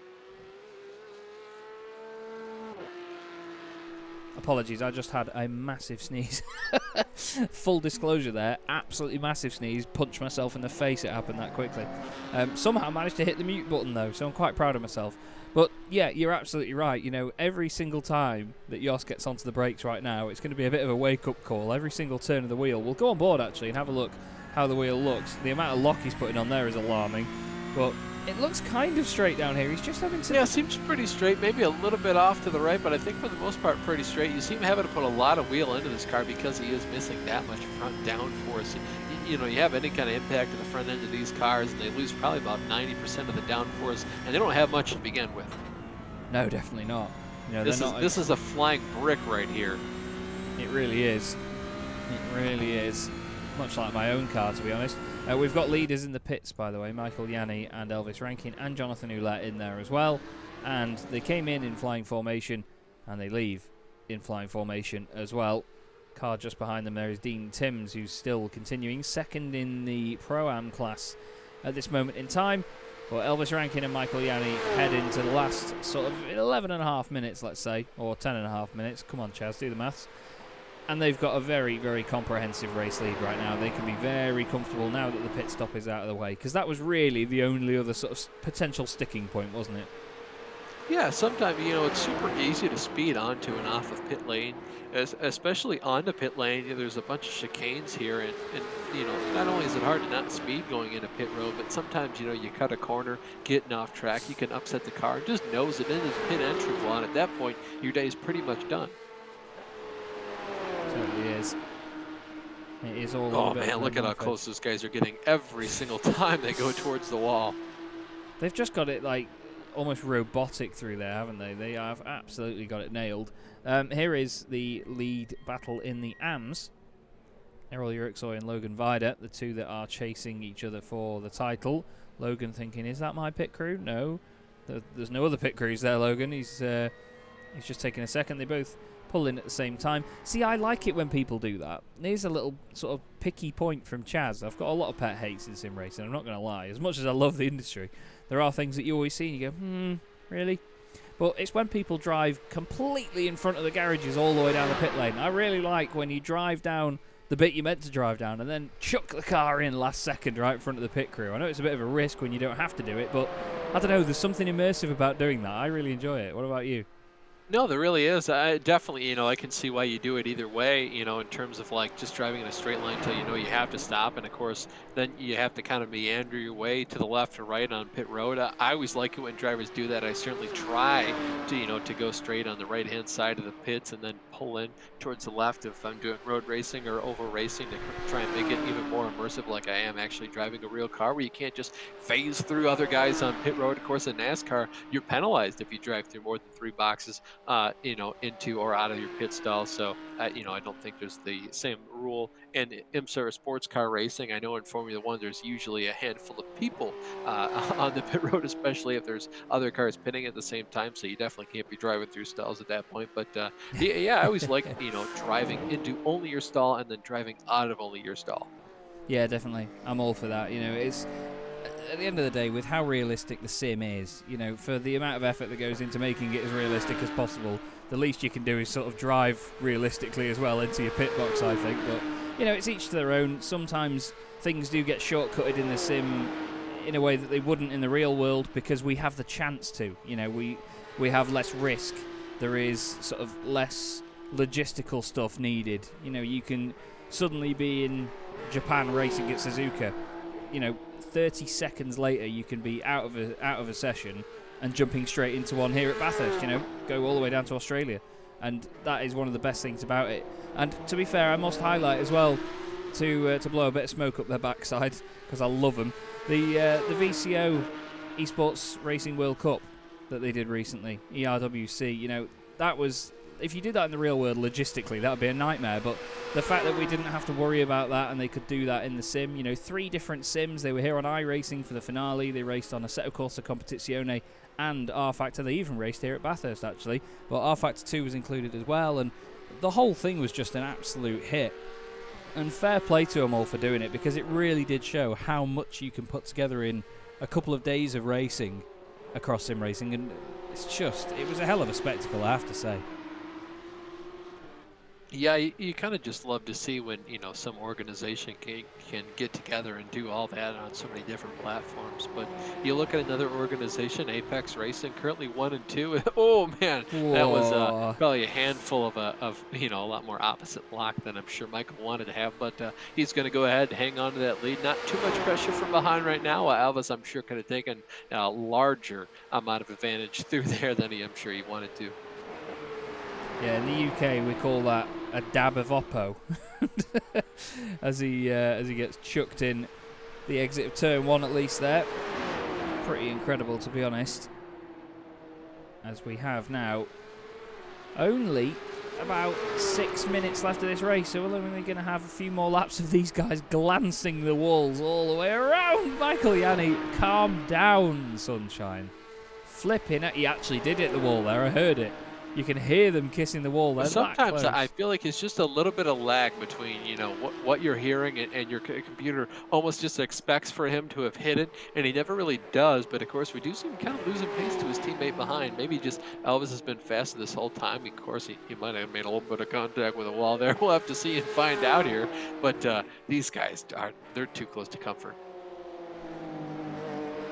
It's absolutely awesome to watch. Really is. Oh, as Elvis kisses the wall on the exit of Forest Elbow. Flipping heck. He really is pushing. That's the thing, they're not hanging about. They're not really chilling at this point, are they? They're just getting on with it. They are just getting on with it. And hats off to them, because they could sit there, they could just chill and do nothing, but they are pushing. Oh my God. I think Elvis is pressuring him right now, the way they went through the kink right there. I feel like he's pressuring him. Oh, we're a long way back from where I wanted to be there. Apologies. I was going to try and look at that through the kink there. Dean Timms has had an issue, I'm afraid. He jumped back to the pits. He's on the way up through the cutting. Damage already. In a little bit too hard. Oh, no, he's got through. Is the car going to over? Yep. Yep, just over rotates right there. So easy to do, and then catches that wall edge right there. Super easy to do that, though. Just kind of keep it a little bit too tucked into the left, and of course, over rotate the car. He's just so unlucky, though, because look at how this wall comes away here, as we'll see it in slow-mo. He goes around, and there's going to be a tree in the way. Nope, there is a gap in the wall. Almost completely loops the car here and just, bam, hits that wall right there. definite damage, that's going to go ahead and meatball the car. Whole car off the ground as well. It hit that hard. But yeah, he got very unlucky there because he could have just nipped the front end along the wall. 360'd it and carried on, but that was a very, very big hit. Now I'm wondering if these Apex guys have said, you know what, let's race. Let's race to the end. Let's absolutely go for it. Let's send it and show these boys what we've got. Or whether they're just trying to have a bit more fun with it and just try and set fastest lap, because over the last 3 laps, each of them have at least popped in a purple sector once or twice. So they're getting close. I mean, their best laps of the race, 2:05.1 for Michael Yanni, 2:05.06 for Elvis Rankin. Last time they both did a 2:05.52. 4 tenths off their fastest times, but they are still absolutely flying. Yeah, doing a fantastic job. Like I mentioned, too, in the flying formation. Fantastic job from both of these drivers. I mean, just to be that close to one another this entire race. Yeah, it's just great. Great flying formation, great teamwork, and it's exactly what you want to see. And it makes you wonder as well, you know, if Dino Filippo had had his teammates around him for more of the season, how much of a fight would they have put up with the numbers game being more equal? Look at that through there with Elvis. That car is off the ground and it is shaking one way then the other. Absolutely incredible car control.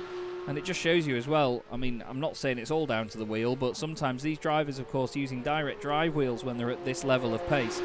And those things are so responsive and so powerful that they literally do just shake your entire rig. It really is like being strapped to the real car with the amount of power they output. It is awesome to see. Now, I think we're just going to get 2 laps here unless Michael... Oh my God, Elvis! Unless Michael really slows this down now on this final lap. They need to slow down by about 25 seconds. So I think we're going to get 2 more laps rather than this being the last lap here, Austin. Yeah, certainly. I don't think we were given the white flag that time by, so I think iRacing kind of knows that basically these guys have been putting in lap after lap. So I feel like we are going to get those 2 more, and I don't know if, you know, maybe they'll wait to the white flag lap and then decide, you know, let's go all out for it. I also don't know if maybe because Michael kind of gave Elvis the lead last race, if that means, you know, Elvis will just kind of let him take the win for this one. I'm not quite sure here, but very excited to see. Definitely. It's been a hell of a race, a hell of a season by these guys. Jonathan Ouellette as well still pushing on, and he's only 29 seconds off Elvis Rankin, which, to be fair, considering their pace over a 45-minute race, is not bad at all. Hats off to Jonathan. Daniel Tenorio. Yeah, I mean, you consider that too. Jonathan doesn't need to be pushing. He's just kind of running his own pace, and to only be 29 seconds behind those guys and still on his own lap all by himself, doing a fantastic job right now. And the same can be said about Daniel Tenorio as well. Just doing a good job, you know, putting in them lap times, being clean and consistent all race long, much like, as you know, I'm going to say again, their whole season, especially for Jonathan. Yeah, definitely. You know, it's all about consistency. At the end of the day, you could win 5 races in a season and lose the championship to someone who didn't win a single race because you DNF'd, say, 7 races while they finished second at every single round. You know, you've got to bank them points. Motorsport isn't always about one-off race victories or anything like that. It is all about the points when it comes to championships, and at the end of the day, points mean prizes. If you're not getting points, you're not getting prizes. Now, that is the actual physical gap there between Errol Yuriksoy and Daniel Tenorio. The two of them right together, as Daniel is trying to take the title, but Jos Garfield, with what's left of that Porsche, continues on and will be the champion if it finishes this way. Michael Yanni has started his final lap with Elvis Rankin right behind him here. I think we ride on board with Elvis and see how this goes. Although, I must say, Gary Brown's actually closed up to Logan Varda here. Elvis getting really close to Michael right now. This battle, though, actually for position, not even between teammates right here. This should be an absolute cracker as well. Gary pushing on here to say, right, let's have you. Just taking it careful over the top of the hill, though. Oh, Michael made a mistake, or it might have let Elvis through, change for the overall lead here. Well, Elvis Rankin goes through past Michael Yanni. Yep, Michael just overdoes it into the cutting. Oh, yeah, you can see him just barely lock up the brakes there, and that's all it takes. Yes, indeed. Now, is Elvis going to let him back through, or is he going to absolutely go for it, win the championship with a race win? Oh, sideways through that corner right there, absolutely holding on to that car on the ragged edge. I don't think we've seen anyone go through there just as sideways for the entire time and then maintain control of the car. Oh, absolutely amazing stuff by Elvis Rankin. Now, I do want to stick with him here we will have a look at how this thing goes through This is the mental. chase. I mean, he's on crack or something. I don't know how you do this, this long. And we saw him do it for 20 minutes earlier today, so it's not like he's been holding out, saving up all his concentration for right this minute. No, definitely not. He's absolutely on a mission. We've got his teammate 4 tenths behind us, but we will stay with him because watch this through the chase. If he does it again, he launches this car over the curb and it just wiggles its way onto the brakes. It's the final couple of corners of the season for him. There it is. No, not so much this time. I don't think it's because he's chasing his teammate. Is he going to let Michael through? Whoa, Michael locks up on the brakes. Michael was giving it everything he had there. He really was. But ladies and gentlemen, those of you that are watching, I want you to give us some clap emojis in chat because your race winner here at Bathurst and your champion. Oh no, it's race winner's going to be I think he made a mistake. Elvis Rankin takes the title in the Race Anywhere Porsche Cup of the United States. Michael Yanni takes a well-deserved victory. Great entertainment by Apex Racing there. Hats off, boys. But a very, very deserving champion. Elvis Rankin, Car 1, finishes P1 this season. Michael Yanni will get second in the championship. And this man, Jonathan Ouellette, will finish a very, very solid season and will cross the line in 3rd position. And then we have to wait for quite some distance, actually, because the rest of the guys aren't even halfway round a lap. That's how far ahead these Apex boys were. Daniel Tenorio leads the Pro-Am class. Errol Urixoy leads the Am class. But it's Jos Garfield who has crossed the line, actually. Jos has crossed the line behind these boys. So he technically is champion. He is the Pro-Am champion. Hats off to Jos Garfield.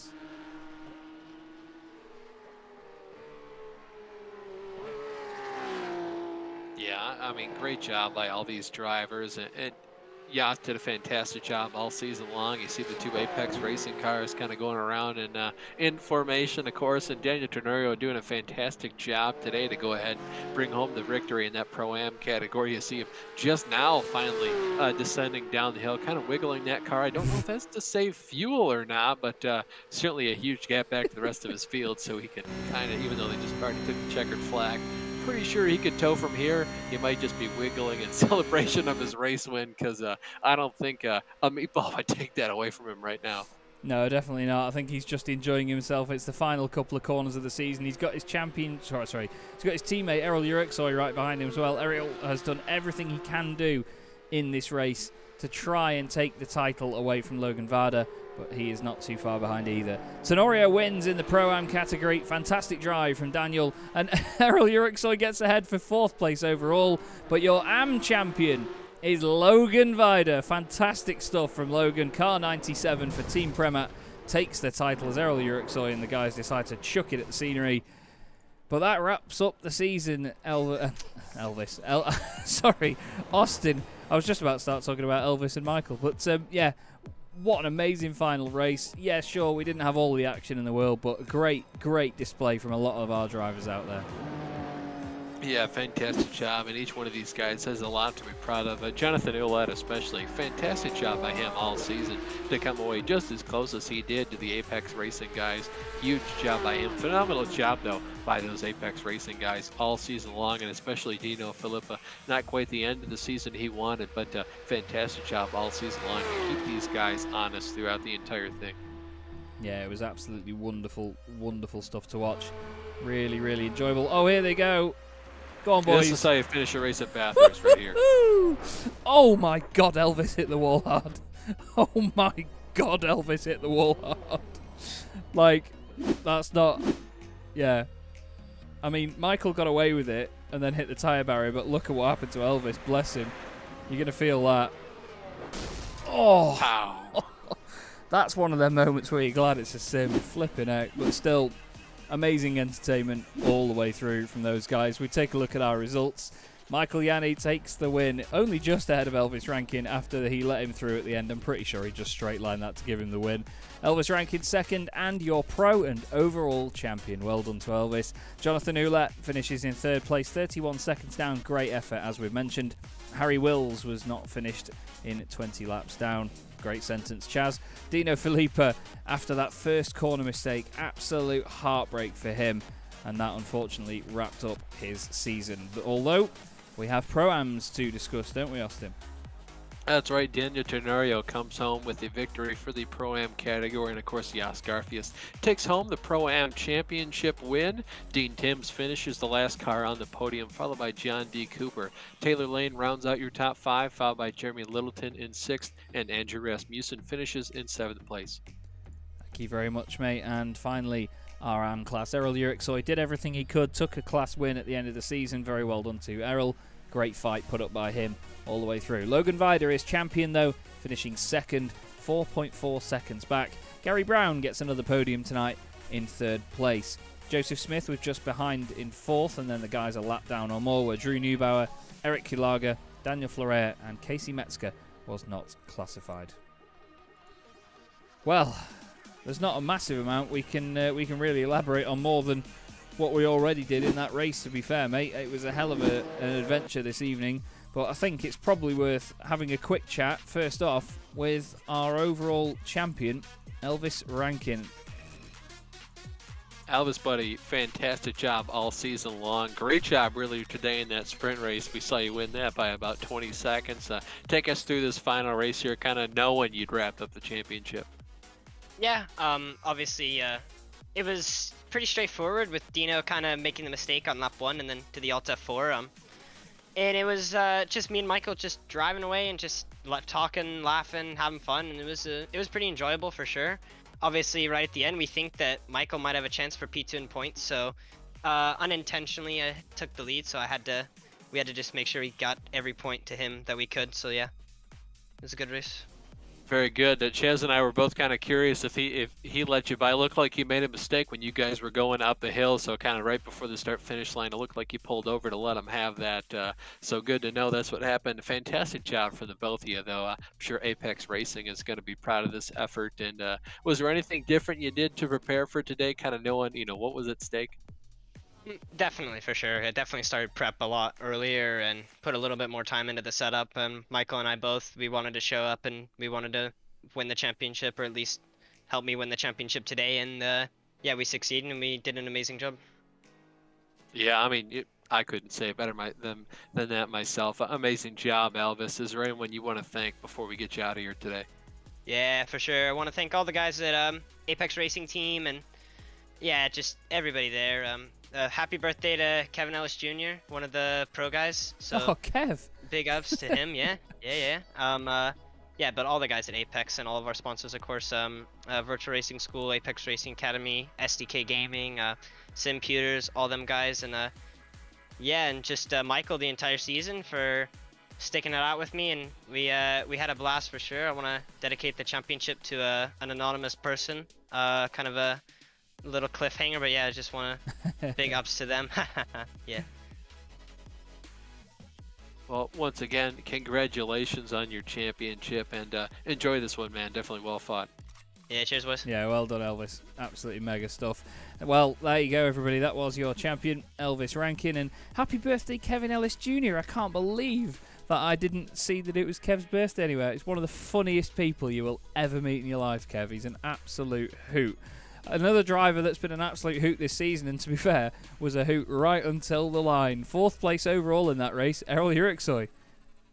Hey guys, how you doing?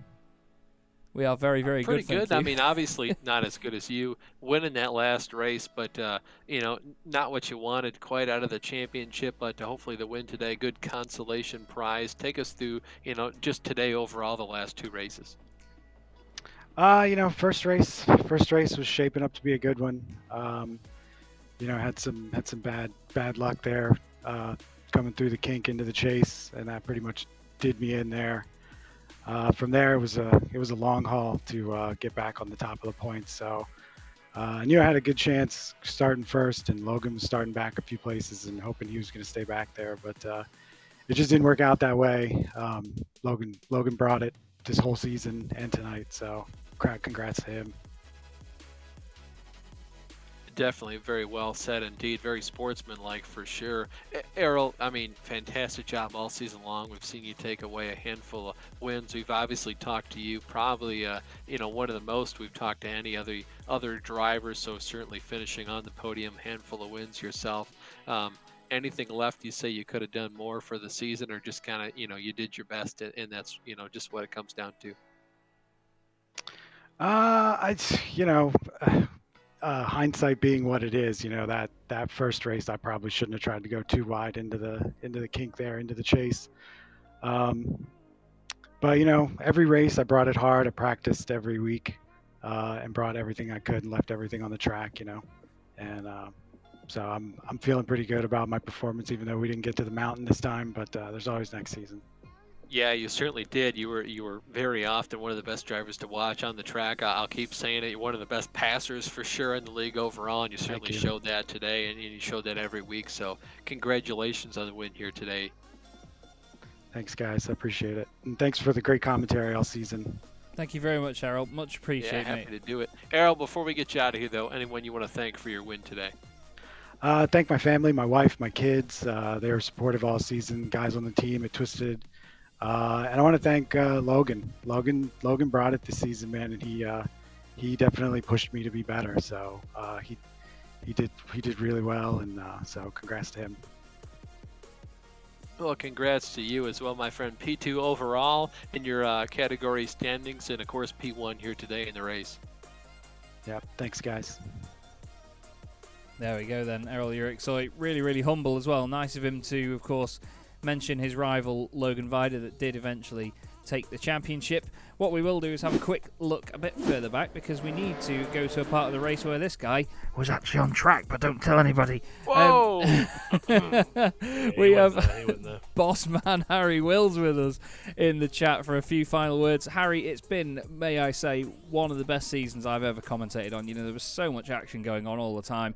The format kept it exciting. It was just brilliant fun. I imagine from where you were, obviously there was a lot more work involved, but how have you found it? I just want to say, just a huge thank you to everyone who's taken part in the series from start to finish.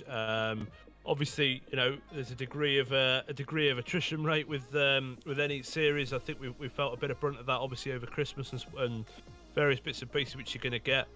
But on the whole, look, I was way outclassed in running in pro personally, but I don't do it for that. I come here for the reward for me of managing everything and running it, as well as my colleague Dean, who does a fantastic job. Is just to have a good race, and I had some really great races with some guys, and probably ended up winning it a lot more than not by trying too hard. And obviously, we're trying to race this thing at 2 o'clock in the morning can be a little bit of a challenge.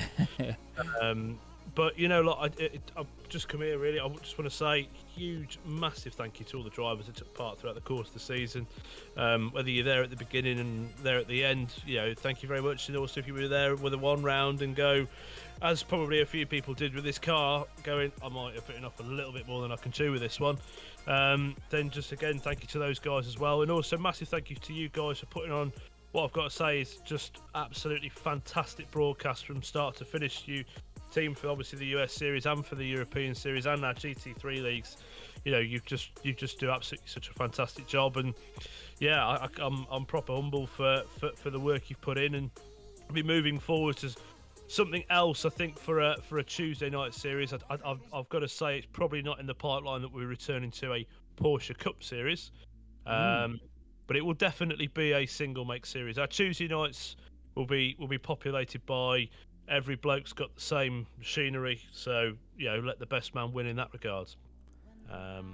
But yeah, look, again, massive thank you to you guys. I'm really happy with the way it's gone. I'm really happy with some of the racing that's happened. Like you said, some of the racing that's happened in the series has been phenomenal. Really door to door, proper stuff.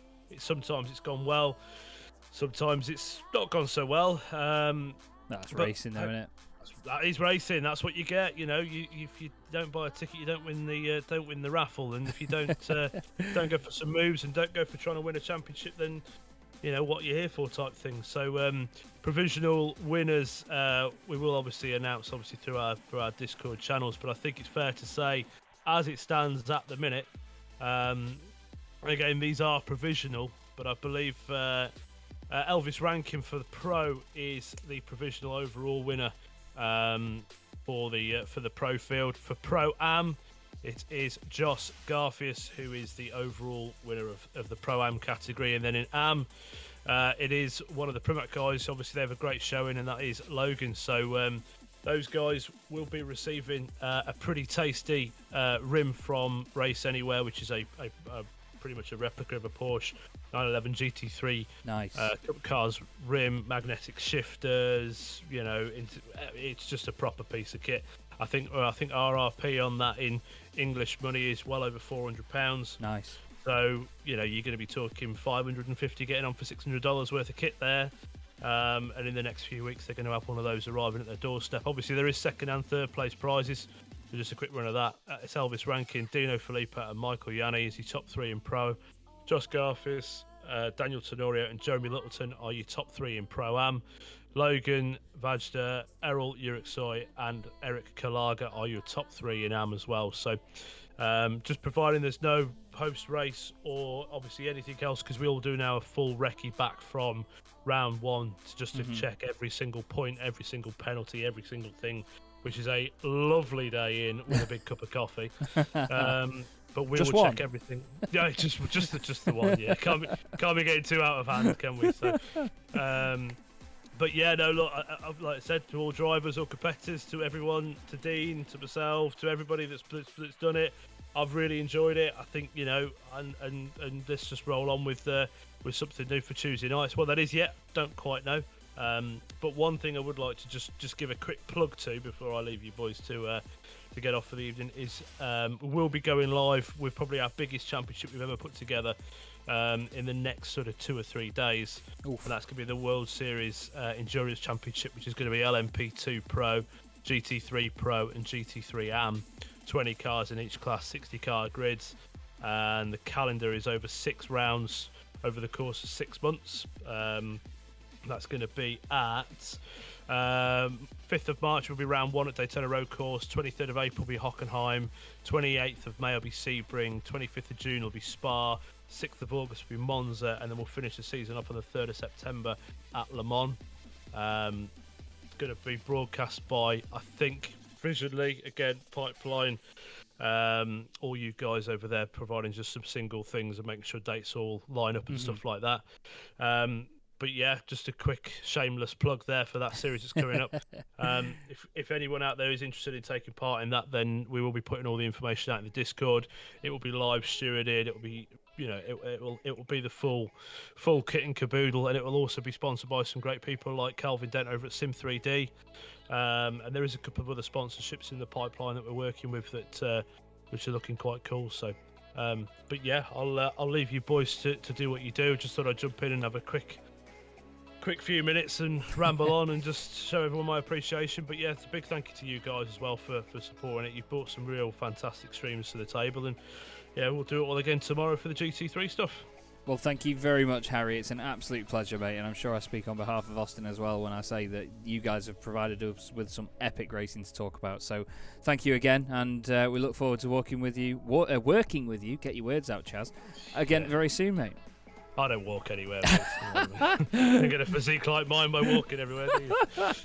Thank you ever so much. Have a good evening. Leave you boys to it, all right? You too. Cheers, Harry. Thank you. Cheers, guys. Bye-bye now. Awesome stuff. Well, there we go. This season is over, and just as quickly as we started working together, Austin, it has quickly come to an end, mate. Any final words from you before we round this thing out? It's been an absolute blast to commentate over this series for the past 2 seasons, this in the GT3 League, and then to work alongside guys like yourself, Chaz. Fantastic job all season long, and look forward to all this stuff again in the future someday. We do indeed. Well, thank you very much, Austin Belkey, my co-commentator for this series. Has been an absolute joy, mate. Thank you. And of course, thank you to everyone for watching. Thank you to all the admins, everyone behind the scenes, and our incredible drivers. This has been the final round of the Race Anywhere Porsche Cup of the United States. My name is Chaz Draycott, been commentating today with Austin Belkey, and we will see you again very, very soon. Have a good night, everyone.